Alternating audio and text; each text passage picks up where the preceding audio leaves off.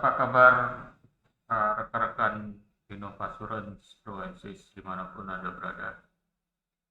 Ketemu lagi kita di sesi Crash Course Machine Learning ya. Dan pada kesempatan ini kita akan membahas mengenai bagaimana menggunakan berbagai algoritma machine learning terutama untuk keperluan prediksi dan juga klasifikasi ya dengan menggunakan data historis. Kita bisa melakukan prediksi atas sesuatu yang akan terjadi dan kemudian kita juga bisa melakukan klasifikasi atas satu hal atau satu kondisi yang terjadi pada saat ini dan kita mau menggolongkan kondisi tersebut ke dalam berbagai macam kelompok atau kelas, sehingga dengan klasifikasi tersebut hasilnya dapat kita lakukan analisa ya.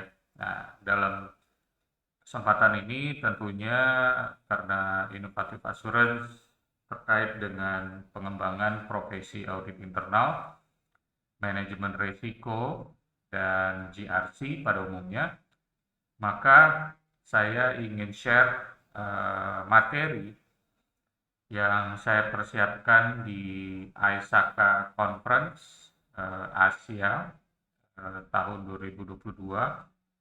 Ini rencananya akan diselenggarakan di Bahrain pada tahun ini, dan materi ini nanti juga akan saya tambahkan dengan teknik pemrograman, dan pada kesempatan ini teknik pemrograman machine learning kita akan menggunakan IDE atau pemrograman dengan menggunakan tools R Studio. Jadi kita akan menggunakan R language. Kalau sebelumnya kita menggunakan Python, maka kita akan coba pada kesempatan ini menggunakan R language. Buat Anda yang mungkin belum tahu apa bedanya R language dengan Python, pada dasarnya kedua bahasa pemrograman ini cocok digunakan untuk melakukan pemrograman pengembangan yang berbasis pembelajaran mesin atau machine learning. Dan umumnya pengguna yang menggunakan R language adalah pengguna yang melakukan riset ya, biasanya di akademisi, dan umumnya mereka tidak membutuhkan satu aplikasi interaktif dengan user ya, seperti halnya user interface, dan mungkin tidak terlalu mementingkan tampilan, Pak. Yang penting bisa melakukan pemrograman atas data, dan umumnya juga keduanya memiliki kemampuan pengolahan data yang cukup baik ya. Kebetulan saya sendiri juga sedang riset untuk disertasi saya, dan materi kita pada hari ini cukup terkait ya, di mana saya akan banyak berbicara mengenai data-data yang terkait dengan kinerja dari institusi keuangan, khususnya perbankan. Dan dalam konferensi di ISAKA ini, saya akan menekankan mengenai implementasi dari machine learning untuk membantu audit internal dalam bentuk implementasi kolaboratif robot atau yang sering dikenal dengan cobot ya. Jadi cobot sendiri adalah singkatan dari kolaboratif bot ya, atau kolaboratif robot. Dan umumnya implementasi dari cobot sendiri itu terdiri dari dua, yaitu yang pertama dalam bentuk embedded audit module, di mana kita akan meminta pengembang atau vendor dari aplikasi sistem yang kita gunakan untuk menempatkan beberapa modul di dalam aplikasi utama kita. Katakanlah aplikasi yang terkait dengan keuangan, aplikasi yang terkait dengan trading, aplikasi yang terkait dengan pemrosesan transaksi, aplikasi treasury ya dan sebagainya, di mana selain dari modul-modul utama yang mendukung dari kegiatan dari aplikasi atau unit yang menggunakan aplikasi tersebut, terdapat juga modul yang sengaja ditanamkan ya atau di-embedded ya, ditanamkan yang berfungsi untuk membantu auditor ya, di mana umumnya kita membutuhkan biaya tambahan di sini untuk menempatkan modul-modul tambahan tersebut ya, di luar modul-modul basic dan juga tradisional yang memang sudah ada di aplikasi tersebut gitu ya. Dan ini tentunya Anda membutuhkan pihak yang dapat melakukan development atau pemeliharaan atau modifikasi dari sistem yang Anda gunakan. Yang kedua, kita bisa menerapkan satu implementasi yang berbasis open source ya, di mana umumnya semua tools yang saya gunakan dalam pengembangan machine learning adalah tools open source yang tersedia bebas, dan umumnya saat ini kita sudah terbantukan karena open source ini juga didukung oleh library, di mana library tersebut berisi banyak sekali function, kemudian alat atau metode perhitungan yang bisa kita tambahkan ya, yang umumnya dikenal dengan package ya, di dalam program atau aplikasi yang kita bangun yang berbasis machine learning. Baik Anda menggunakan Python maupun Anda menggunakan R language. So, pendekatan kedua mungkin secara biaya bisa lebih murah dibandingkan dengan pendekatan yang pertama. Dan umumnya pendekatan kedua ini Anda memiliki kontrol penuh ya terhadap pengembangannya, dan Anda memahami bagaimana pendekatan atau mekanisme yang Anda terapkan dalam analisa data tersebut, mulai dari algoritma yang digunakan, kemudian mungkin Anda juga menguasai mengenai data atau informasi yang tersimpan di dalam data tersebut ya, atau data dictionary, dan juga Anda yang mengatur bagaimana perangkat-perangkat keras yang dibutuhkan ya. Oke, kita akan gali satu persatu sambil nanti kita akan lihat bagaimana konsep kedua ini bisa menerapkan algoritma machine learning ya. Ada berbagai macam algoritma, cuma dalam kesempatan ini saya akan sajikan 3 algoritma penting ya, yang mungkin nanti Anda bisa explore lebih dalam ya. Dan tapi sebelum kita masuk ke metode yang kedua, saya akan perlihatkan penjelasan singkat ya mengenai metode yang pertama. So, di metode yang pertama ini kalau di presentasi saya di ISAKA Conference ya, ini kalau kita perhatikan sebenarnya kita memiliki satu sistem di sini ya, di mana sistem ini adalah sistem yang merupakan legacy ya. Legacy itu artinya adalah sistem yang memang sudah ada karena dia dibeli atau dikembangkan untuk keperluan pemrosesan yang dilakukan oleh institusi atau perusahaan Anda. Katakanlah kalau perusahaan Anda adalah perusahaan yang bergerak di bidang perbankan, maka ini adalah sistem core banking-nya, dan di dalam sistem core banking itu ditambahkan satu modul ya, satu modul di embed ya atau ditambahkan yang berfungsi untuk melakukan monitoring terhadap data-data transaksi. Dan monitoring terhadap data-data transaksi ini tentunya dilakukan secara real time ya. Jadi jika ada fraudster dalam hal ini dia akan melakukan perubahan terhadap data ya, atau dia sudah melakukan perubahan terhadap data, maka perubahan tersebut jika memenuhi kriteria yang sudah ditetapkan ya, parameter yang ditetapkan oleh perancang dari sistem embedded audit module ini, katakanlah misalnya nilai transaksinya dirubah ya, yang tadinya misalnya nomor rekeningnya ditujukan pada nomor rekening yang memang memiliki dari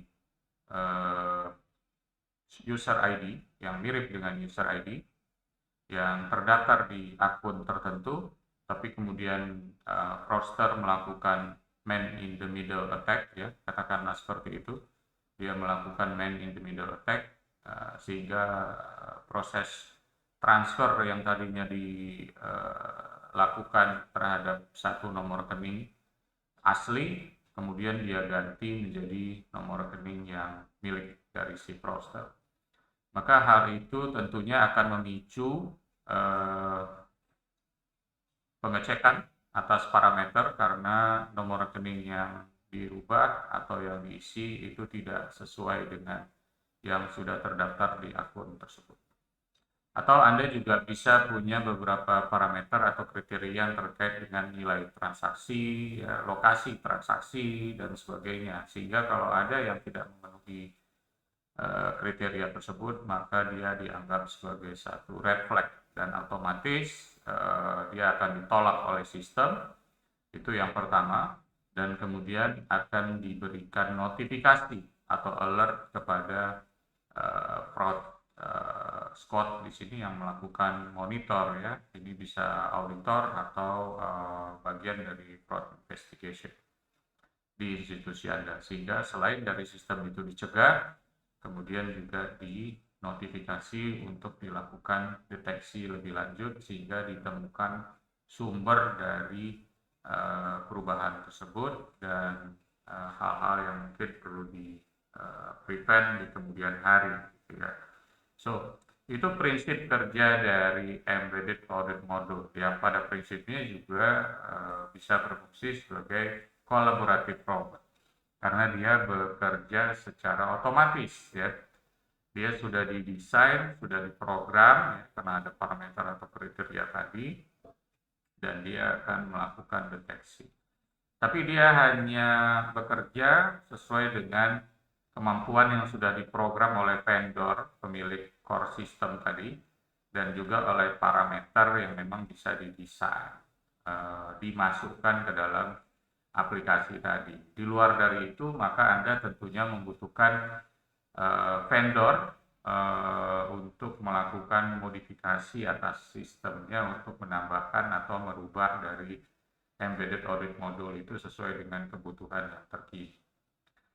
Oke, kemudian kalau kita lihat memang embedded audit module ini umumnya digunakan pada komputer sistem yang memproses data dalam jumlah besar ya. Kemudian dia akan permanently resident di dalam main processing system dan dia akan memeriksa satu transaksi dengan transaksi lain ya, satu persatu dan basically dia akan mengintercept ya jika ada transaksi yang tidak sesuai dengan kriteria yang sudah ditetapkan dan juga akan berpotensi melakukan atau mengganggu kinerja dari sistem. Dan ini contoh ya dari berbagai macam sampel dari red flag atau logik dari EAM, di mana dalam hal ini hanya contoh dan Anda bisa kembangkan lebih lanjut. Yang pertama misalnya significant variance of purchase price against standard price ya. So, Anda punya standard price, tapi kemudian harga yang di input melebihi atau kurang dari standard price. Kemudian multiple cash withdrawal dalam satu hari, ini juga bisa mencerminkan adanya kondisi melakukan pencurian ya atas dana milik nasabah ya kalau di perbankan. Karena multiple cash withdrawal dalam satu hari, di mana multiple di sini nanti juga harus diparameterize berapa kali gitu ya, dan seberapa banyak cash withdrawal tersebut terhadap total saldo yang diperbolehkan. Kemudian misalnya transaksi berbasis kartu ya, apakah kredit card atau debit card di lokasi tertentu yang yang berbeda ya, yang bertolak belakang dengan kondisi yang ada pada nasabah pemilik kartu. Ya, misalnya berbeda karena secara geografis jauh sekali, atau secara historical itu tidak pernah dilakukan gitu, atau dikunjungi lokasi geografis tersebut. Kemudian workstation yang sama ya, atau PC yang sama atau perangkat yang sama antara beberapa transaksi beberapa user yang terlibat ya. Misalnya user maker dan user approval ini memiliki PC atau laptop atau device yang sama, itu juga bisa ditolak. Dan sebagainya, ini hanya beberapa contoh yang tentunya Anda akan sampaikan itu ya kepada vendor Anda, pemilik dari atau pengembang dari sistem tersebut ya, untuk Anda masukkan atau Anda embedded ke dalam sistemnya sehingga bisa membantu pekerjaan dari investigator atau auditor. Saya akan lanjut untuk penerapan teknik kedua, yaitu kita akan menggunakan open source di sini. So, satu atau perangkat open source yang kita lakukan di sini tentunya adalah perangkat-perangkat yang bisa kita kombinasikan dengan perangkat-perangkat yang proprietary ya, yang legacy dari institusi Anda. Misalnya kalau di sini Anda bekerja di institusi perbankan, biasanya Anda memiliki core banking system, di mana tentunya core banking system Anda itu bukan open source ya, dan Anda mungkin punya beberapa server aplikasi yang berbasis atau menggunakan database SQL Server, ambil contoh SQL Server 2016, dan juga Anda sebagai auditor mungkin Anda memiliki beberapa tools ya untuk pengolahan data, katakanlah IDEA dan ACL di sini, yang memang Anda gunakan sehari-hari untuk teknik audit berbantuan komputer. So, ini sebenarnya adalah tiga island di sini, dan di sini. Ini adalah komponen yang bukan open source ya, tapi kita kombinasikan dengan komponen yang open source, baik untuk yang supervised maupun unsupervised. Dan di sini kita seperti halnya di materi di kanal YouTube Innovasurance kita, saya sebelumnya sudah share mengenai penggunaan Jupyter Notebook dan juga Jupyter Lab ya. Ini dua IDE atau development tools yang dipakai untuk pengembangan Python, walaupun misalnya Anda bisa menemukan banyak IDE lain ya, misalnya kayak Google Colab ya, kemudian PyCharm ya, dan sebagainya. Dan untuk R language sendiri yang paling sering digunakan adalah RStudio ya, ini juga open source. Anda juga bisa pakai Microsoft R Network ya, yang disebut dengan ngrand ya. Ngrand ini juga adalah semacam IDE ya untuk R language yang berbasis atau dikembangkan oleh Microsoft ya. So, pada prinsipnya tentunya di dalam organisasi internal audit Anda membutuhkan kompetensi atau kualifikasi yang disebut dengan data scientist ya. Dan biasanya data scientist ini adalah orang-orang yang bisa memahami, menganalisa data dan bisa kemudian melakukan pengembangan terhadap program analisa data menggunakan machine learning ya. Dan Anda bisa install di dalam workstation mereka perangkat-perangkat IDE ini ya, atau dari Microsoft R sendiri, sehingga nanti antara sistem proprietary Anda bisa mengakses atau mengeksekusi beberapa program yang Anda buat atau data scientist buat ya, yang baik dieksekusi melalui store prosedur ya. Kalau dari SQL Server itu ada yang namanya SP execute external script, dan ini bisa mengeksekut script-script yang dibuat berbasis R atau Python, yang pada prinsipnya dia di-trigger atas satu prekondisi tertentu yang memang sudah disetting di dalam store prosedur Anda. Katakanlah di SQL Server Anda bisa create beberapa store prosedur, dan store prosedur itu akan otomatis berjalan jika memenuhi kondisi tertentu. Atau misalnya Anda bisa create R services di database SQL Server untuk mengeksekut dari program R yang sudah dibuat. So, pada dasarnya ini adalah arsitektur yang umum ya, Bro Exis Innovation. Jadi arsitektur ini sering digunakan ya, karena memang proses eksplorasi dan pengembangan itu banyak berkutat di sini, di mana di sini menggunakan komponen open source ya, dan perangkat utama untuk pengolahan atau pemrosesan dari transaksi itu ada di sini atau ada di sini gitu ya. Nah, ini yang artinya proses untuk melakukan analisa data bagi keperluan cobot, kolaboratif bot tadi tidak mengganggu ya, tidak mengganggu aktivitas transaksional utama yang terjadi di sistem-sistem proprietary ya.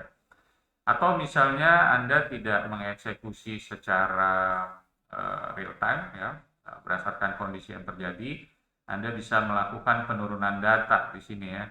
Kalau misalnya melakukan penurunan data, itu berarti kalau SQL Server Anda menggunakan SSIS atau SQL Server Integration Services, atau Anda menggunakan IBM Client Access kalau misalnya Anda menggunakan core system berbasis IBM, yang kemudian data hasil turunan itu bisa dipakai oleh berbagai macam tools analisa data atau TADK yang ada di komputernya milik internal audit sini. So, ini memang proses ini dilakukan secara manual ya, di mana data diturunkan baru kemudian diolah atau dianalisa. Sementara kalau di sini programnya sudah kita desain, cuma datanya nanti akan otomatis terkirim bisa di sini, atau dia langsung mengakses database yang ada di lokasi dari tempat penyimpanan data Anda, sedangkan scriptnya itu dikembangkan di workstation dari data scientist ya, baik yang menggunakan algoritma unsupervised maupun yang supervised. Saya harapkan dengan adanya ini bisa lebih paham ya, kira-kira bagaimana sih implementasi secara arsitektur untuk cobot tersebut. So, ini juga bisa dipakai sebagai semi-autonomous fraud detection system ya, dimana seperti yang sudah dijelaskan tadi, kita meng-create berbagai macam profil dari skenario atas mungkin berdasarkan historical cases ya dari fraud, itu kita buatkan. Kemudian kita develop indikatornya. So, tentunya kalau Anda belum punya atau belum pernah mengalami fraud ya, Anda bisa mempelajari dari kasus-kasus fraud yang terjadi di perusahaan lain ya. Kemudian Anda develop indikator atau parameternya, dan kemudian Anda dari hasil analisa berdasarkan parameter tadi, Anda mengakses level of risk-nya, apakah itu memerlukan proses eskalasi atau tidak. Jika dieskalasi, maka tentunya itu perlu diinvestigasi, dan hasil investigasi tentunya akan memperbaiki baik dari sistem pengendalian internal yang ada di institusi Anda, dan juga bisa memperkaya indikator-indikator atau parameter yang bisa Anda gunakan untuk melakukan proses deteksi fraud ya secara semi autonomous ya. Dan ini untuk bisnis case-nya, karena saya berkecimpung lama di perbankan, maka di konferensi ini saya menggunakan contoh untuk cases yang terkait dengan kartu kredit, kemudian pemeringkatan kredit ya, atau misalnya pengolahan teks dan dari sosial media. Oke, kita fokus ke seperti halnya tadi ya, karena ini adalah crash course machine learning, maka saya akan tampilkan yang pertama mengenai bagaimana kita melakukan mendevelop program dari supervised machine learning dengan menggunakan algoritma linear regression ya. Dimana di sini saya contohkan adalah bagaimana nanti kita melihat regresi antara variabel independen dengan variabel dependent, dan umumnya ini terkait dengan kinerja dari perbankan ya. Di sini kalau Anda kenal, di sini ada return on asset ratio dan juga non performing loan ratio yang umumnya terkait dengan profitabilitas ya, profitabilitas dari perbankan tersebut. Oke, kita akan pindah ke screen RStudio ya. Kita akan ke RStudio untuk melihat bagaimana contoh pertama ini diterapkan ya, Proensis Innovassurance. Oke, sekarang kita sudah di RStudio. Saya pindahkan dulu ini ke linear regression ya. Ini memang udah linear regression ya. Oke. Yang pertama, kalau Anda perhatikan di sini saya menggunakan perintah untuk set working directory ya. Rekan-rekan kalau Anda membutuhkan source code-nya nanti, maka Anda bisa cek di sini ya. Ya, teman-teman bisa cek di blognya Innovassurance ya, dengan alamat innovassurance.id /blog ya. Saya akan tampilkan di sini. Kalau Anda sudah masuk ke alamat itu, ini dia blog atau website dari Innovassurance ya. Dan Anda bisa masuk ke jurnal ya. Kemudian Anda bisa pilih yang ini ya. Judulnya Machine Learning, Teknik Klasifikasi dan Prediksi dengan R Language. By the way, Proensis Innovassurance bisa belajar banyak ya di blog ini atau di jurnalnya ini. Berbagai macam topik ya yang Anda bisa pelajari terkait dengan audit dan juga analisa data. So, source code Anda bisa ambil di sini ya. Tentunya kalau Anda sudah melakukan instalasi dari RStudio.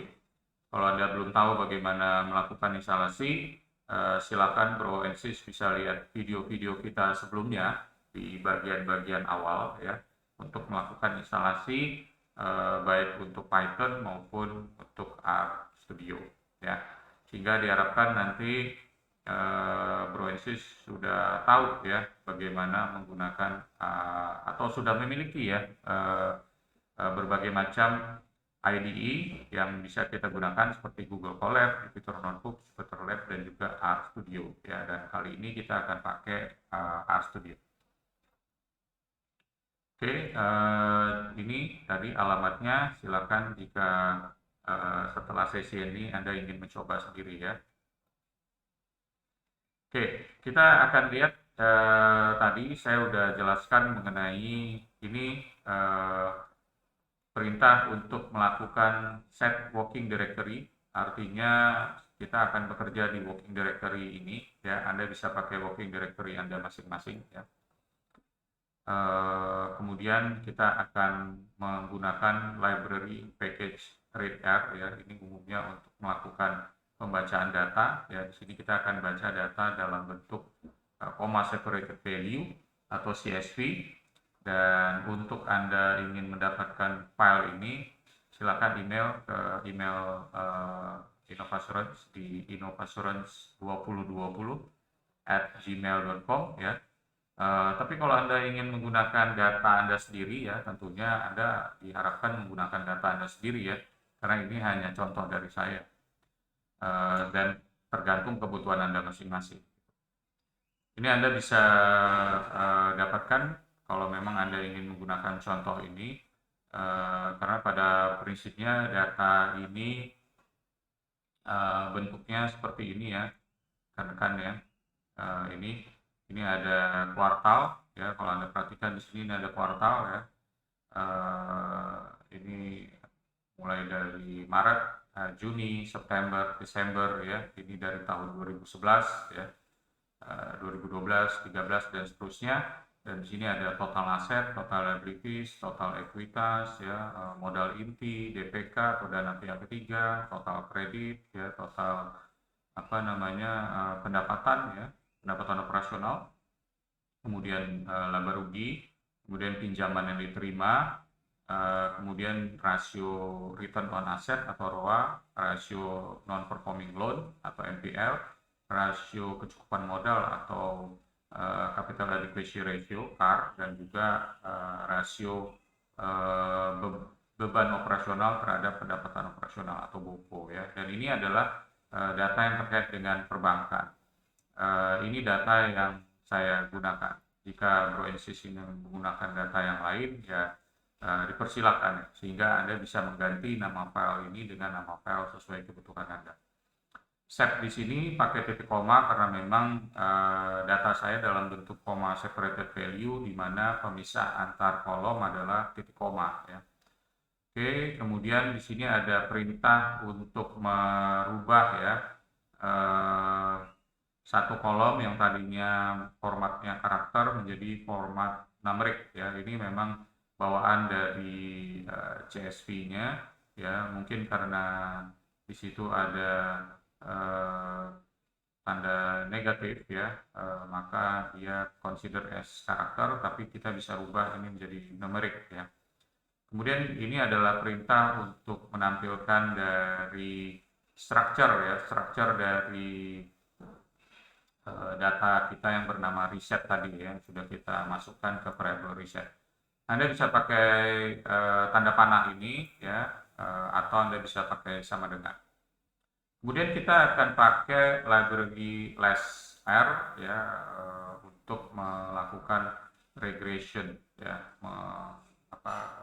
mengolah atau menganalisa menggunakan fungsi linear regression ya. Ini seperti saya sampaikan tadi, fungsi linear regression ini tentunya adalah fungsi yang terkait dengan package yang sudah dibuat oleh beberapa pihak sebelumnya.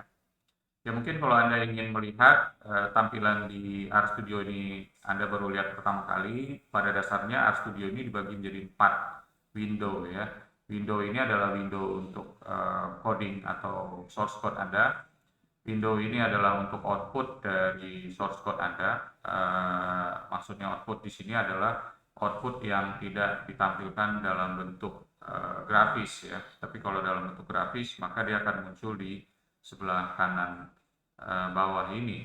Sementara environment atau variable atau dataset yang terbentuk itu ada di kanan atas, dimana kalau Anda klik salah satu dari mereka maka dia akan menampilkan isi dari data ya, baik bisa data frame, database ya, atau mungkin variable.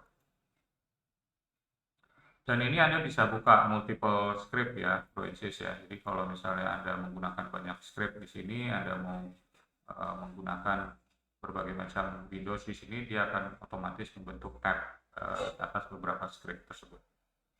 Oke, kita akan coba kasih contoh ya untuk bagaimana sih proses menjalankannya. Mungkin kalau Anda masih ingat ya, kalau di Python, kalau kita untuk run satu baris itu kita pakai shift enter, kalau di sini kita pakai control enter ya. Mungkin kita clear dulu bagian bawah outputnya dengan control L ya. Anda bisa clear dari situ, atau Anda bisa clear console dengan menu ini ya. Kemudian kita akan running set working directory ini. Saya tekan control enter karena kursor saya di situ ya. Dan dia kalau tidak ada error dia akan menuliskan kembali perintah tersebut di konsol ya. Kecuali ada output, maka dia akan menampilkan outputnya di bagian bawah dari perintah tersebut. Dan ini kita baca reset ya, saya Ctrl Enter terus. Nah, ini kita akan lihat hasil dari structure ya. Kelas adalah untuk memunculkan kelas atau tipe dari dataset yang kita pakai, yaitu data frame ya. Structure, nah kita lihat structure-nya dari reset ya. Ini kalau Bro and Sis perhatikan hasil dari perintah str reset di sini adalah dia akan menampilkan bahwa kelasnya adalah data frame, ada 738 OBS, ini adalah record maksudnya 738 record ya, berarti di dalam data frame saya yang bernama reset ini ada 738 records ya, dengan 14 kolom ya, disebutkan sebagai 14 variables ya. Anda bisa lihat di sini dengan perintah str, atau Anda bisa lihat hasil dari pembacaan tadi ya, yang akan muncul di sebelah kanan atas. Yang Anda juga bisa perhatikan di sini ada 738 record dan 14 kolom ya. Dan pada dasarnya setiap Anda melakukan Ctrl Enter untuk setiap baris perintah, maka dia akan menampilkan outputnya di konsol dan juga menampilkan outputnya di sebelah kanan bawah jika ada yang dalam bentuk chart atau grafik. Dan otomatis juga di bagian environment di sini akan di-updated ya. So Anda bisa memperhatikan apakah Anda mendapatkan error atau Anda mendapatkan hasil yang seperti yang Anda inginkan, karena tiga bagian ini sudah terupdate ya, tergantung dari perintah yang Anda input. Oke, balik ke tadi, di sini ada perintah regbrief ya. Di sini regbrief karena saya sudah mengaktifkan package regression dengan /r ya. Anda bisa cari penjelasan atau library ya, /r ini di CRAN-R ya. CRAN-R adalah satu repository mengenai package-package yang bisa Anda pakai di R language ya. Karena sifatnya R language ini open source, maka banyak sekali yang dikembangkan oleh seluruh pengembang R language di seluruh dunia yang sifatnya gratis ya. Dan pada dasarnya package ini Anda bisa pakai untuk mengembangkan program Anda masing-masing. Anda juga bisa mempelajari contoh-contoh dari R language ya, program-program R language sesuai kebutuhannya di RPubs ya. Anda bisa cek di video-video kita sebelumnya. Oke, ini regbrief ini adalah untuk memunculkan satu grafik ya, regresi ya, secara simple brief ya, antara dua variabel, di mana variabel sebelah kiri dari tanda ini adalah tanda continuous ya, atau ampersand ya, saya lupa ini nama tandanya. Ini adalah variabel ROA ya.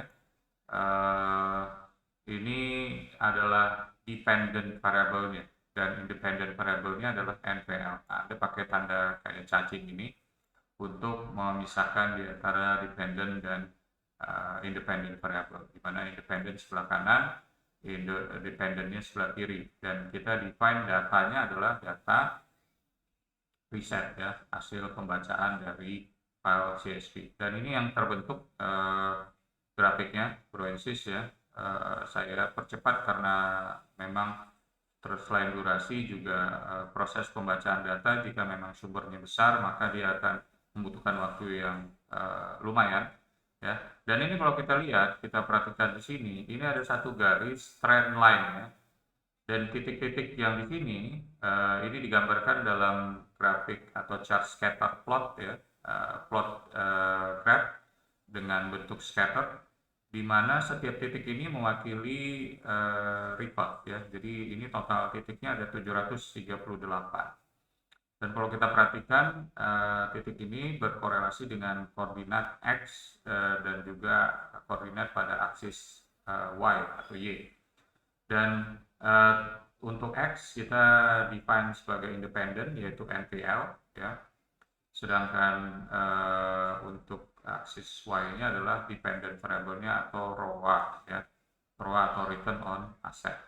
Dan kalau kita perhatikan di sini, makin besar NPL, ya, ada kecenderungan ROA-nya menurun, ya. Nah, di sini makanya trend line yang terbentuk adalah trend line garis turun, ya, turun ke bawah. Ya, mungkin saya akan tampilkan dulu ya hasil presentasi kita yang sebelumnya ya untuk membantu Anda. Ya, ini oke, next ya.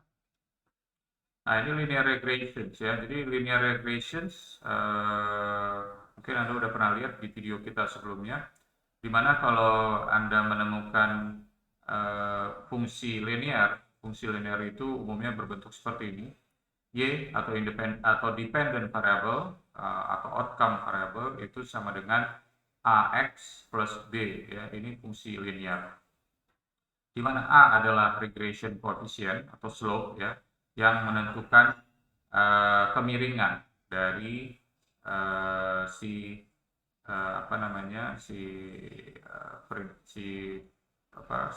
ini saya mohon maaf ya, ini saya ubah begini ya, D plus ya AX ya, ini yang benar begini ya, parenthesis. Jadi ini bisa plus bisa minus ya, atau A-nya adalah 0 ya. Kalau A adalah 0, maka garis yang terbentuk adalah garis lurus ya, garis lurus.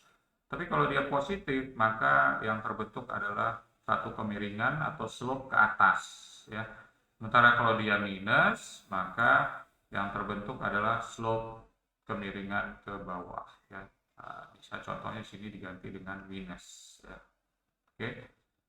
So B sendiri apa? B adalah intercept atau konstan yang menentukan di mana nih titik awalnya dimulai ya, itu intercept ya. Ini biasanya satu konstanta dan dia nilainya tetap. Oke. Ya, seperti saya sampaikan tadi, data-data untuk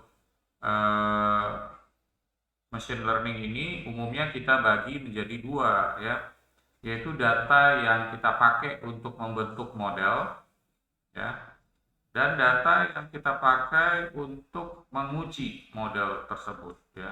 Nah, katakanlah kita sudah menggunakan data-data historis untuk membentuk model ya, model yang merupakan fungsi linear tadi dengan menggunakan beberapa independent variable ya, bisa 1, bisa 2, bisa 3 dan sebagainya. Maka independent variable ini bisa dikatakan adalah satu label atau beberapa label yang sudah ditentukan oleh si manusia yang memprogram supervised learning machine learning tersebut ya. Beda kalau misalnya dia unsupervised di sini, maka manusia tidak menentukan label-label yang bisa membangun model tersebut.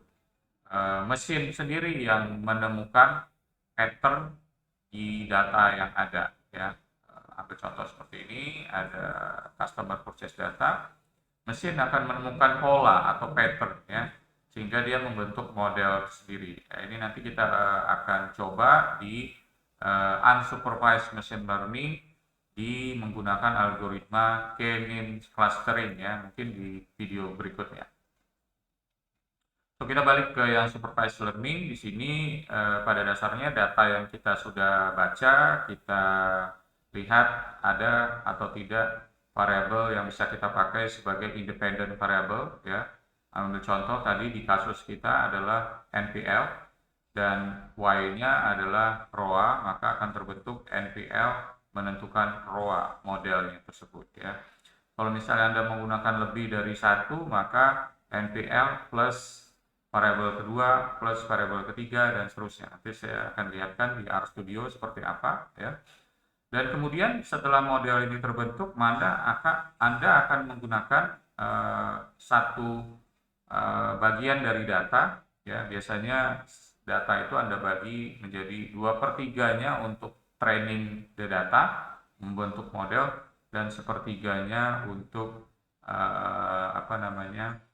untuk testing atau menguji model tersebut. Atau ada yang menggunakan pendekatan 3/4 dan 1/4 ya, 3/4 banding 1/4, biasanya 0,75. Nanti di support vector machine kita akan split data tersebut ya, tapi untuk linear saya tidak perlu split dulu ya.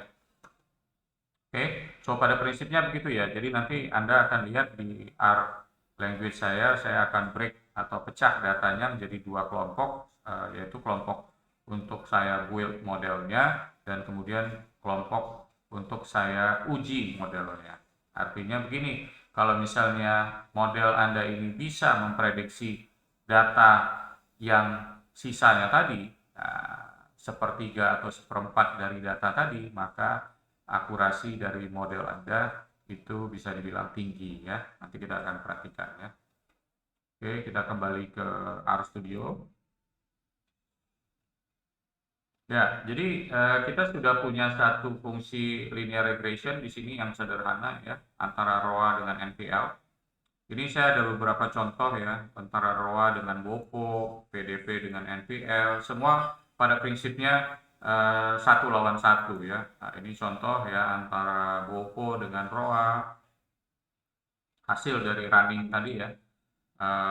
Ini antara NPL dengan PDP. Kemudian kita bisa lihat antara NPL dengan ROA juga ya.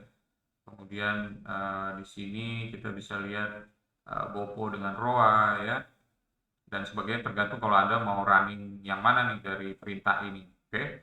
So, ini pada prinsipnya adalah yang single ya, 1 lawan 1, di mana satu variabel independen menentukan variabel dependen. Dan kita bisa lihat sejauh mana nih signifikansinya. But itu sangat-sangat simple ya. Bagaimana kalau lebih dari satu independent variable? Ini kita bisa lihat ya, Broensis saya menggunakan lebih dari satu di sini ya. Maka kalau misalnya Anda menggunakan seperti ini, dia akan membentuk satu chart yang lebih dari satu juga ya. Ini contohnya adalah yang pertama adalah ROA di regresi antara NPL dan WOPO ya. Nah, ini kalau kita perhatikan setelah kita running perintah ini, maka dia akan menghasilkan chart seperti ini ya.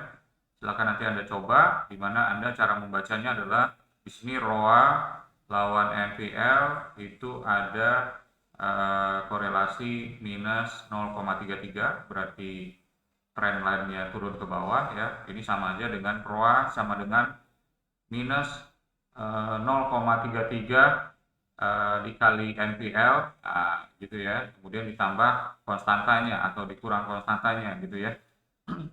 Dan kalau antara ROA dengan WOPO itu adalah ada korelasi positif, yaitu 0,32 ya, 0,32 positif. Berarti WOPO ini bisa menentukan ROA sebesar 32% ya, sekitar kira-kira begitu membacanya. Sementara NPL bisa Anda pakai untuk memprediksikan ROA itu sejauh 33% saja ya. Dan kalau gabungan dengan NPL dan WOPO itu akan lebih besar, yaitu minus 0,45, di mana 0,45 tentunya lebih besar dibandingkan dengan 0,33. Nah, ini yang disebut dengan multi collinearity ya, atau multiple correlation, di mana satu korelasi itu lebih kecil jika dia ditambahkan dengan variabel lain, sehingga korelasi kombinasi dengan variabel tersebut lebih besar dibandingkan dengan korelasinya sendiri ya. Ini contoh ya, NPL menentukan ROA itu minus 0,33, sementara kalau NPL kita tambahkan WOPO itu naik jadi 0,45. Dan ini bisa Anda pakai untuk menentukan kinerja dari profitabilitas perbankan. Dalam hal ini diukur dengan return on asset, dilihat dari variabel NPL dan WOPO ya. Berarti Anda bisa memprediksi ROA dari perbankan tersebut ya menggunakan dua variabel NPL dan WOPO, tapi hasil korelasinya tidak lebih dari 0,45, dan itu dia menentukan bahwa semakin besar NPL dan WOPO maka semakin kecil si ROA-nya gitu ya. Dan ini saya ada berbagai macam contoh multiple correlation lain ya. Ini kalau kita lihat antara BOPO ya, BOPO dibandingkan dengan NPL dan pinjaman yang diterima ya, ini justru mengalami penurunan ya.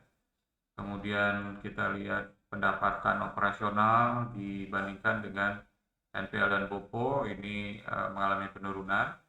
Dan kemudian kita bisa lihat berbagai macam contoh ya, di mana di sini lebih banyak ya, ini saya menggunakan satu variable dependent dan 1, 2, 3 variable independent ya. Dan kalau kita lihat di sini ada yang menjadi lebih besar, ada yang menjadi lebih kecil ya. Ini tergantung, kalau Anda perhatikan di sini ya, bro and sis, di mana pendapatan itu ditentukan oleh, ini kalau kita perhatikan ya, antara pendapatan ini, kalau kita perhatikan satu per satu itu ada 0,75 dengan DPK 0,09 ya, 0,09 dengan pinjaman yang diterima atau kredit, ini nama variabelnya, dan 0,74 dibandingkan dengan kredit. Berarti di sini ada 0,75 dan 0,74 ya, dua variabel independen yang signifikan menentukan pendapatan operasional, di mana karena ini positif maka maksudnya adalah makin besar DPK atau dana pihak ketiga ya, misalnya saving atau deposito, maka makin besar pendapatan operasional. Termasuk juga makin besar kredit ya yang dikucurkan bank tersebut, maka makin besar pendapatannya, karena di sini koefisiennya adalah 0,74 ya, dimana 0,74 ini kalau kita bandingkan dengan masing-masing ya, ini antara kredit dengan kredit ya, ini DPK dengan kredit, ini DPK dengan kredit ya, dan sebagainya. Oke, kira-kira seperti itu. Ini otomatis grafiknya bisa makin banyak ya jika Anda makin panjang di sini variabel independen yang Anda gunakan, dan Anda bisa pakai chart ini untuk memilih ya, kira-kira variabel independen mana nih yang bisa menentukan variabel dependent tersebut secara signifikan, dan apakah terdapat multi collinearity, di mana kalau antara variabel independen itu digabungkan maka korelasinya menjadi lebih signifikan, jadi lebih tinggi gitu ya. Nah, ini contohnya ya, sehingga Anda bisa menentukan multi collinearity dari dua variabel atau lebih ya. Oke, saya akan perlihatkan ini grafik-grafiknya saja ya, dari berbagai macam yang sudah saya tentukan di sini. Dan kemudian di sini juga Anda bisa menggunakan perintah ggplot ya, untuk melihat satu hubungan antara variabel-variabel independen. Di sini Anda lihat adalah laba rugi ditambah NPL ditambah BOPO ditambah kredit ditambah DPK ditambah pinjaman yang diterima terhadap ROA. Dan ternyata ini memunculkan satu korelasi yang positif ya, dengan satu perintah multi collinearity yang bagus ya. Kalau kita jalankan, nah, ini summary-nya kita bisa lihat ya. Jadi kalau kita lihat dengan perintah summary seperti ini ya, bro and sis, ini kita bisa mendapatkan dari hasil pemrograman ini, kira-kira variabel mana yang paling signifikan. Dan variabel yang paling signifikan itu adalah variabel yang punya tanda asterik lebih banyak ya. Jadi kalau kita perhatikan adalah laba rugi yang pertama, kemudian BOPO, kemudian pinjaman yang diterima ya, dibandingkan dengan variabel-variabel lain. Walaupun mereka secara bersama-sama juga mempengaruhi gitu ya, tapi di antara mereka yang mana yang paling banyak pengaruhnya, itu yang disebut dengan p-value ya. Dan ini kalau kita lihat multiple R square-nya secara keseluruhan adalah 0,468, di mana positif ke atas ya, dan adjusted R square-nya adalah 0,4636 ya. Sementara kalau kita lihat di sini p-value-nya itu sangat-sangat kecil ya. Ini mungkin bisa dibilang berapa nih ya? Ini mungkin kalau kita perhatikan bahwa satu nilai hasil pengujian itu yang disebut dengan nilai alfa ya. Nilai alfa adalah nilai yang biasanya menjadi satu batasan apakah variasi tersebut bisa diterima.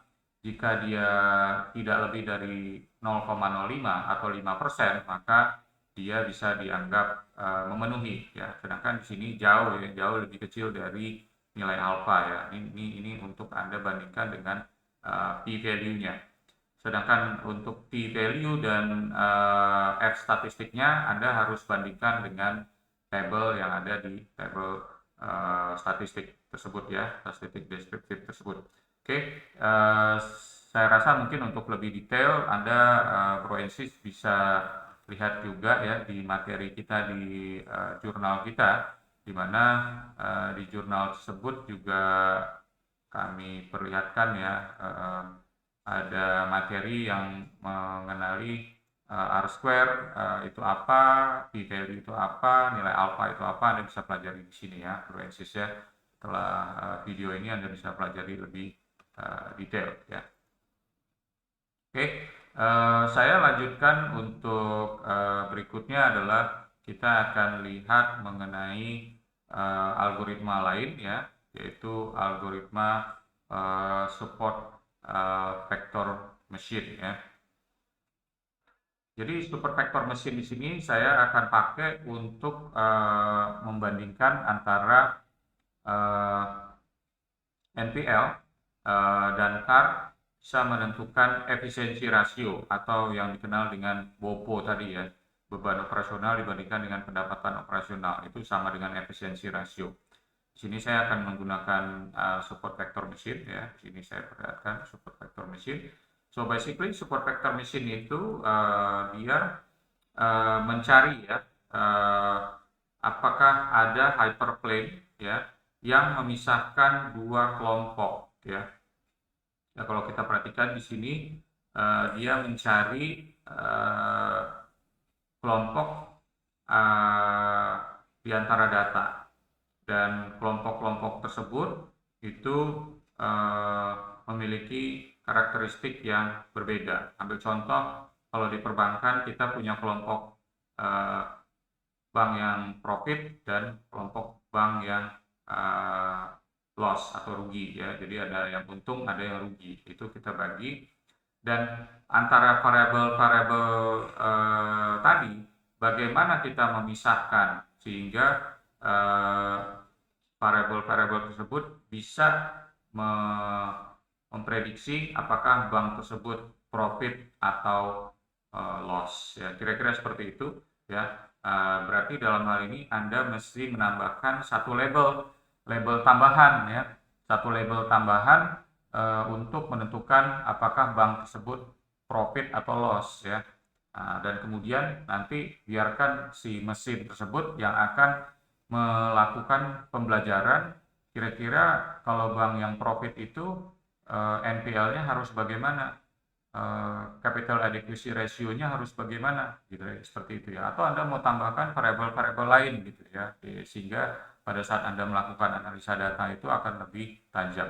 So pada dasarnya dia nanti akan mencoba beberapa hyperplane ya. Ini garis-garis hyperplane ini yang paling terbaik atau best. Artinya yang paling terbaik itu bagaimana? Yang memiliki margin of error ya, atau mean square error. Mean square error itu adalah jarak antara setiap titik di sini dengan si garis tersebut. Jika dia mean-nya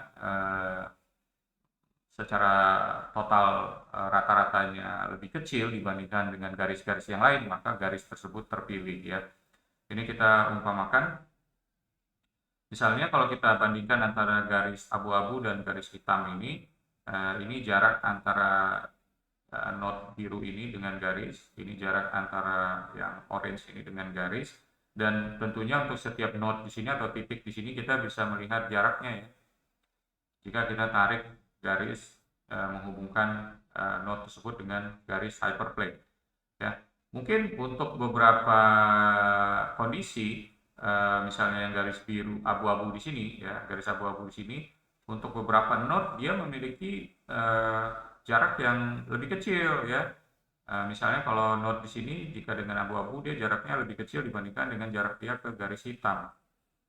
Tapi itu hanya untuk satu node. Bagaimana untuk keseluruhan? Maka setelah kita bandingkan secara keseluruhan, kita cari rata-rata ya atas semua error atau uh, jarak margin antara titik dia dengan garis ini, maka kita memilih yang terbaik adalah garis hitam ini. Dan itulah yang dilakukan oleh si support vector machine. Dan umumnya nanti support vector machine itu akan membuat 3 garis ya.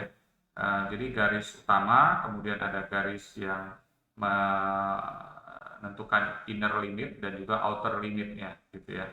Kira-kira seperti itu ya. Kita akan lihat di RStudio seperti apa pemrogramannya.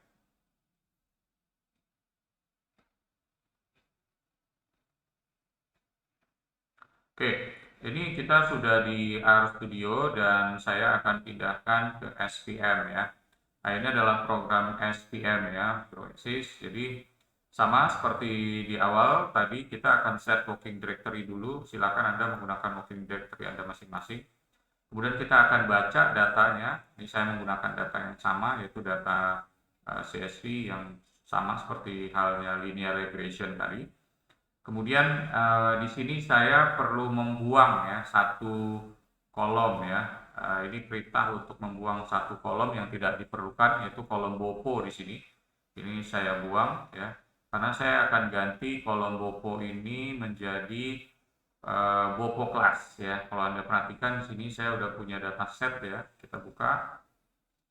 Nah ini saya buang ya.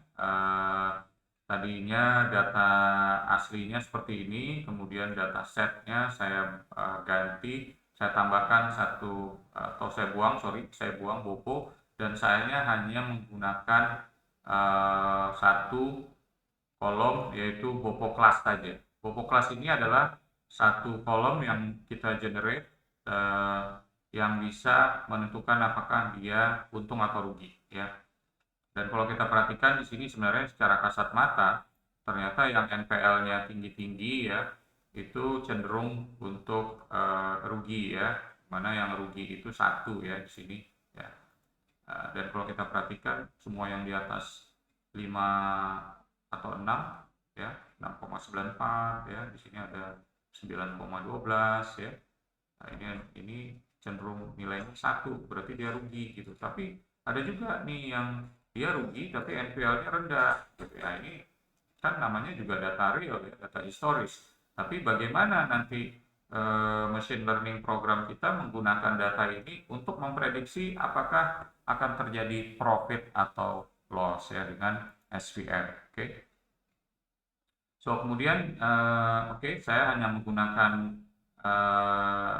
kolom 12 dan 14 ya, karena dari data asli tadi saya hanya mengambil yang 12, 13, 14, 15 sebenarnya, cuma karena BOPO saya buang berarti tinggal 3 terakhir ya, 12, 13 dan 14 karena BOPO-nya saya buang. Oke.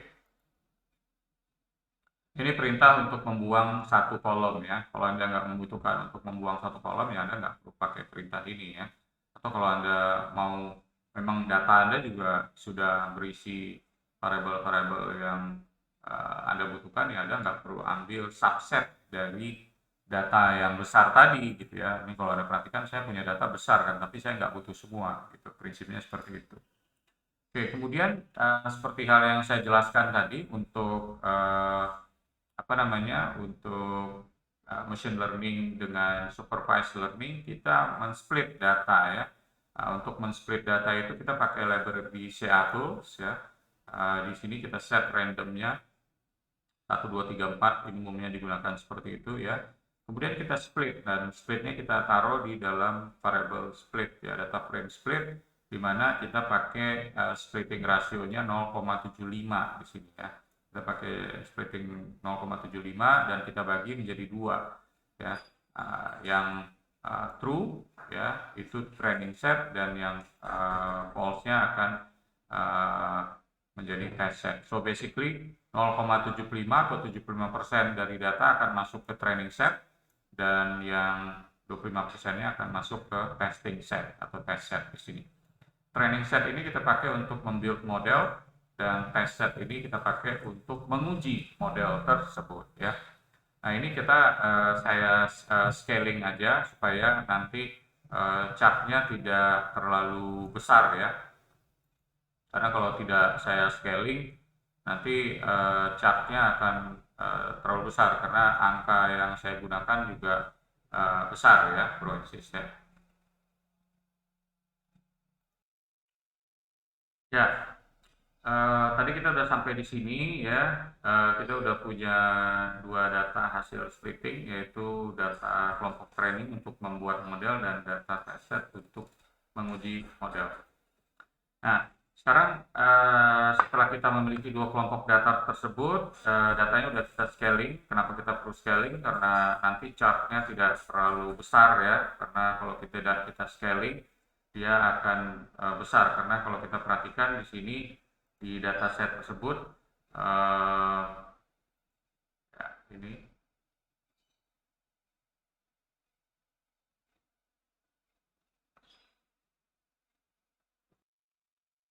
kalau kita perhatikan di dataset ini ya, ini kan untuk car sendiri ada sampai di atas 20 mungkin ya, ada 18 ya, ada 14 ya. Jadi kalau kita tidak normalize skalanya, maka grafiknya akan jelek. Oke, kemudian setelah kita split ya, kita pakai library E1071 itu untuk menentukan hubungan regresinya, di mana di sini support vector itu kita menentukan formula regresinya adalah BOPO class ditentukan oleh NPL dan CAR ya. Jadi ada dua variabel independen di sini, yaitu non-performing loan dan capital adequacy ratio ya, yang menentukan BOPO class, sehingga nanti dia akan membaca nih dari setiap data ini gimana ceritanya ya kok bisa dia jadi 1 atau 0. Nah, ini nanti modelnya yang akan menentukan ya, yang hyperplane tadi gitu ya, dia akan membagi menjadi dua kelompok, yaitu kelompok 0 dan kelompok 1 ya. Data yang dipakai adalah data training set, karena kita akan membentuk model tersebut, dan ini adalah modelnya kita simpan dalam satu variabel classifier ya. Data yang kita pakai data training set dan tipenya C classification, jadi kita klasifikasi ya menjadi dua kelompok, dan kernel yang kita pakai ada kernel linear regression.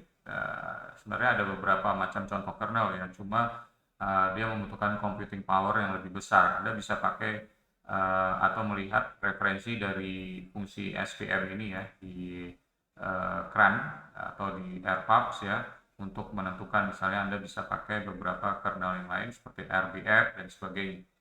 Kemudian ini saya pakai perintah print classifier ya.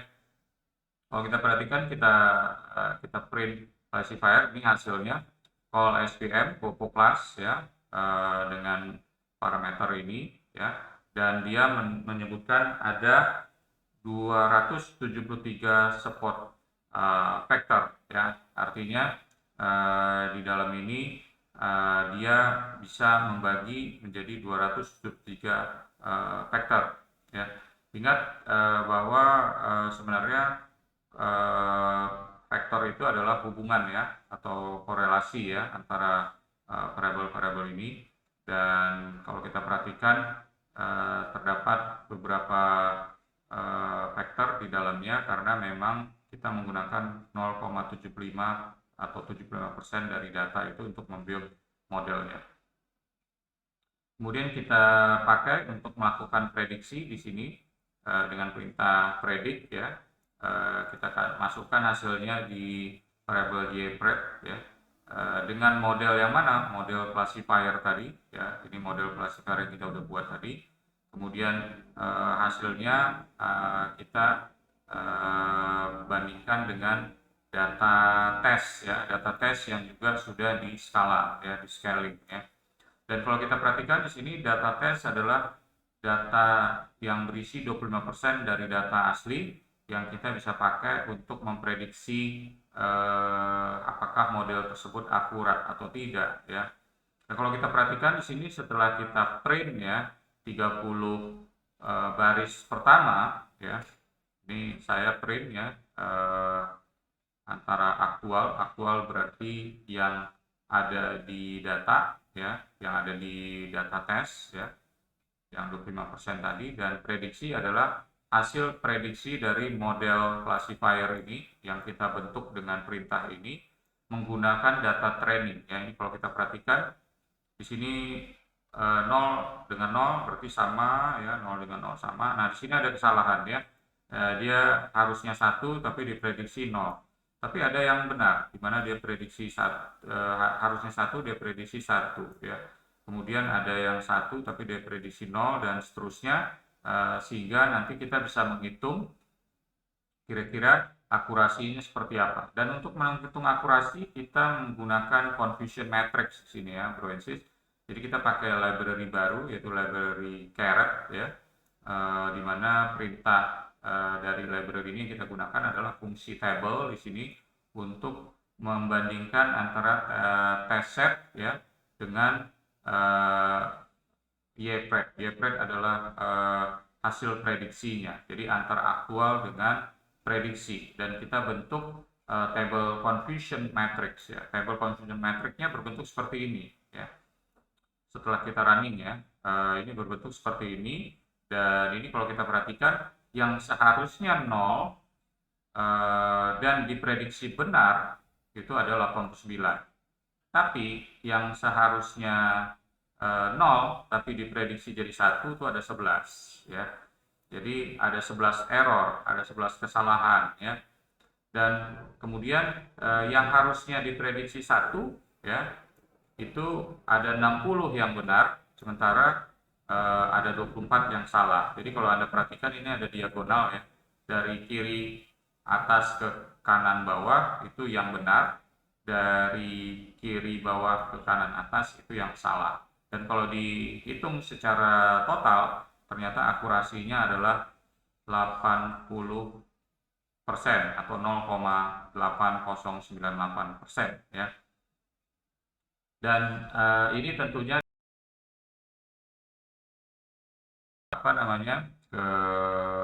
keputusan Anda apakah model ini akurat atau tidak. Ada beberapa kondisi di mana jika data yang ditambahkan makin banyak maka prediksi dari modelnya akan menjadi lebih baik ya. Dan kemudian kita akan coba menggambarkan grafiknya ya, Proensis, dan kita melihat hyperplane-nya ada di mana ya. Dimana ini kalau kita lihat hyperplane-nya ada seperti ini ya, di mana ini pakai library eLamStatLearn ya. Anda mesti download dulu ya package ini. Dia nanti akan memiliki file targz seperti ini ya, atau zip seperti ini ya, archive-nya. Anda bisa searching ini, dan kemudian kita pakai di sini proses untuk plotting dia ya, menggunakan data training set tadi. Kemudian kita expand grid-nya untuk X1 dan X2 tadi, dan column names-nya kita menggunakan data yang ada di kolom NPL dan juga CAR ya. Di sini NPL dan CAR ya. Kemudian kita bagi ya. Dan kalau kita bagi di sini, ini kita perhatikan bahwa kita bisa pakai berbagai macam warna di sini, dan pada dasarnya warna ini akan membedakan antara mana yang memberikan keuntungan dan mana yang memberikan kerugian. Kalau kita perhatikan, maka yang memberikan keuntungan itu adalah yang merah ya, sementara yang memberikan kerugian itu adalah yang hijau di sini ya, meskipun ada beberapa outliers di sini ya. Tapi kalau kita tarik satu hyperplane, maka hyperplane yang terbentuk adalah garis ini yang membedakan mana NPL dan CAR yang menentukan profit dan mana yang NPL dan CAR yang menentukan kerugian ya. Dimana warna profit dan loss itu dibedakan antara merah dan hijau, sementara dua variabel independennya seperti yang kita perhatikan di aksis X dan aksis Y seperti ini. So, di sini data saya tadi berarti sudah berhasil membentuk satu model SVM dengan akurasi 80-98%. Nah, sebagai seorang preset atau auditor, Anda bisa memutuskan apakah mau menambah datanya atau tidak. Atau misalnya Anda nggak mau pakai 0,75, tapi Anda perbesar, misalnya menggunakan 0,80 ya. Sementara untuk mengujinya menggunakan 20% sisanya. Itu bisa ya. Oke, kita mengingat durasi, kita akan lanjutkan materi kita untuk berikutnya, yaitu kita akan melihat algoritma berikutnya, yaitu algoritma K nearest neighbors ya. Dengan K nearest neighbors ini di sini kita akan lihat apakah ada satu hubungan antara di sini saya menggunakan loss and profit prediction juga ya, sama seperti support vector machine, cuma saya menggunakan algoritma K nearest neighbors ya. Jadi kalau kita perhatikan K nearest neighbors ini pada prinsipnya adalah untuk satu data baru, kira-kira dia akan masuk kelompok mana? Masuk kelas A atau kelas B ya. Kelas A yang berwarna biru dan kelas B yang berwarna hijau ya. Itu dihitung dengan menghitung jarak si node itu terhadap elemen dari masing-masing kelas yang terdekat ya. Jika dia menemukan ternyata dia lebih dekat masuk ke kelas A, maka dia akan menjadi kelas A. Sedangkan jika dia memiliki jarak yang lebih dekat dengan elemen di kelas B, maka dia akan masuk ke kelas B. Kira-kira seperti itu ya cara berjalan dari algoritmanya. Dan kalau kita perhatikan di sini, kita akan menggunakan satu algoritma baru ya. Saya akan ke RStudio ya. Kita masuk ke KNN ya. Ini adalah KNN ya, Proensis. Sama, saya akan mulai dengan set working directory dulu. Kemudian saya baca file yang sama ya. Kemudian saya ambil datanya yang dari 11 sampai 15 ya. Kalau dari 11 sampai 15 ini kalau Anda perhatikan ya, ini kita coba running ya, kita Ctrl Enter ya, kita Ctrl Enter, kita Ctrl Enter, dan sini sudah terbentuk data work ya, kita bisa buka. Nah ini yang 11 sampai 15 ya. Jadi saya nggak menggunakan data yang komplit, tapi saya menggunakan data yang komplit ya. Sementara kalau 11 sampai 15 saya menggunakan dari sini ya. 11, 12, 13, 14, 15. Nah, ini di data work. Sudah saya potong dengan menggunakan perintah seperti ini ya. Oke. Kemudian ada yang tadi sama saya rubah dari bentuk karakter menjadi bentuk numerik ya. Kemudian di sini kita lihat struktur dari data work-nya ya. Oke, ini belum saya run ya, saya baru run sampai di situ. Oke, ini saya run ya. Struktur darinya seperti ini ya. Ternyata sudah berhasil kita rubah menjadi numeric semua ya. Tidak ada yang karakter. Oke. Kemudian ini kolom name-nya, perintah untuk memunculkan kolom name ya. Dengan Anda Ctrl Enter dia muncul di konsol. Kemudian kita lihat head-nya 5 ke atas ya. Ini 5 ke atas, ya kita perhatikan ya. Anda bisa cek apakah datanya benar atau tidak. Dan kemudian kita kelompokkan dia antara 0 dan 1. Ternyata ada 402 yang 0 dan 336 yang 1. Itu artinya apa? Kita mengelompokkan dengan perintah table ini menggunakan kolom bopo kelas. Dimana kalau kita lihat di sini bopo kelas terdiri dari 0 dan 1 ya. Dan kemudian kita pakai set random sheet-nya ya, kemudian kita urutkan ya sesuai order yang kita set di random tadi. Kemudian kita lihat ini hasilnya setelah kita urutkan secara random tadi ya. Anda bisa perhatikan ternyata nomor recordnya tidak dimulai dari 1 karena ini sifatnya random ya. Kemudian kita summarize ya, ini bentuk deskriptif statistik dari data kita.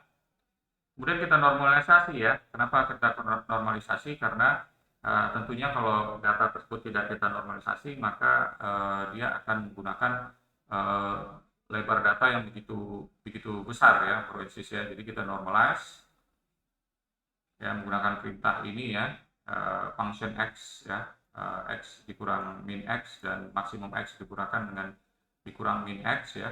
Kemudian kita apply dengan perintah ini ya, di mana yang kita ambil adalah untuk kolom 1, 2, 3, dan 4. Ini saya tidak menggunakan kolom 11, 12, 13, 14, 15 karena memang di data work ini hanya berisi 4 kolom hasil dari subset atau pemotongan ya. Hasilnya kita masukkan ke data work norm ya. Nah, ini hasil data work normnya ya, kalau kita perhatikan. Nah, ini sudah dinormalisasi semua ya, sudah dinormalize ya, dan kemudian dari perintah itu kita kita udah view, kemudian kita summary ya, ini hasil summary dari data work norm, dan kemudian kita splitting ya. Nah, ini saya splitting secara manual nih ProAnsys, saya nggak pakai 0,75 tadi, saya ambil nomor recordnya aja ya. Anda bisa pilih begini juga ya, terserah Anda ya, ini metode yang berbeda, tapi Anda bisa pilih salah satu dari keinginan Anda dalam melakukan programming seperti ini, dimana 1 sampai 553 atau baris 1 sampai baris 553 itu saya anggap sebagai data training, dan data testing adalah dari baris atau report 554 ke baris terakhir gitu ya. Dan kemudian saya set juga untuk targetnya ya, pada dasarnya ini target ini adalah kolom terakhir ya, yaitu kolom Bopo class ya. Ini kita run semua ya.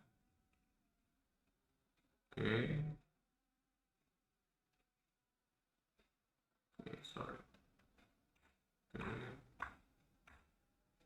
Ya, udah, kemudian kita pakai library class ya. Kenapa kita square root 738? Karena ini memang satu algoritma dari k nearest neighbors itu kita menentukan jumlah k ya, nilai k itu adalah akar dari jumlah record ya. Jadi jumlah record kita 738, kita akarkan dengan perintah square root ya, itu dapat sekitar 27,166. Ini saya langsung hard coding begini ya, k sama dengan 27. Anda bisa juga masukkan di sini sebenarnya square root 738 gitu ya. Kalau misalnya mau secara otomatis semua ya dengan menghitung jumlah record. Kemudian kita bentuk ya model dari KNN itu dengan fungsi KNN dalam kurung data trainingnya adalah data work train yang ini tadi. Kemudian data testingnya adalah data work test ya yang ini tadi. Dan targetnya ya, target untuk hasilnya itu Anda masukkan ke data work train target yang ini ya.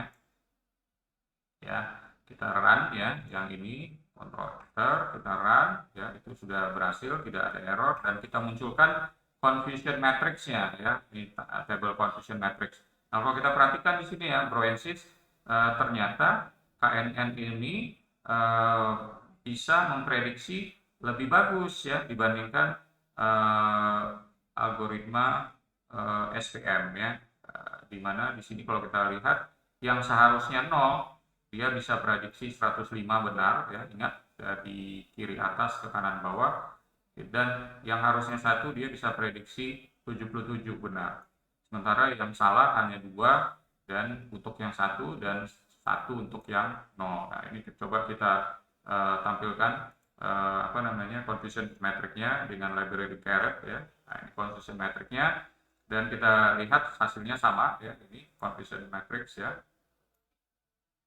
dan akurasinya ternyata lebih tinggi yaitu 98% ya. Berarti model Anda ini dengan menggunakan k nearest neighbors itu bisa lebih akurat untuk dipakai untuk melakukan prediksi. So basically Anda bisa melakukan prediksi itu dengan menggunakan k nearest neighbors, dan hasil prediksinya lebih akurat 98% berbanding SVM tadi yang 80% ya. SVM tadi yang 80% ya. Nah, ini tergantung Anda menggunakan algoritma mana untuk melakukan prediksi. Oke, kira-kira itu ya ProAnsys ya dalam materi kita pada kesempatan ini ya. mudah-mudahan apa yang saya sampaikan ini bisa bermanfaat ya. Dan tetap dukung kita di Innovasurance karena kita akan terus belajar untuk pengetahuan audit ya, pengetahuan risk management, GRC dan juga machine learning dengan update video-video berikutnya. Di video berikutnya saya berencana untuk menampilkan decision tree ya, satu algoritma machine learning lain ya yang tentunya bisa bermanfaat untuk Anda semua. Baik, itu saja. Terima kasih. Assalamualaikum warahmatullahi wabarakatuh.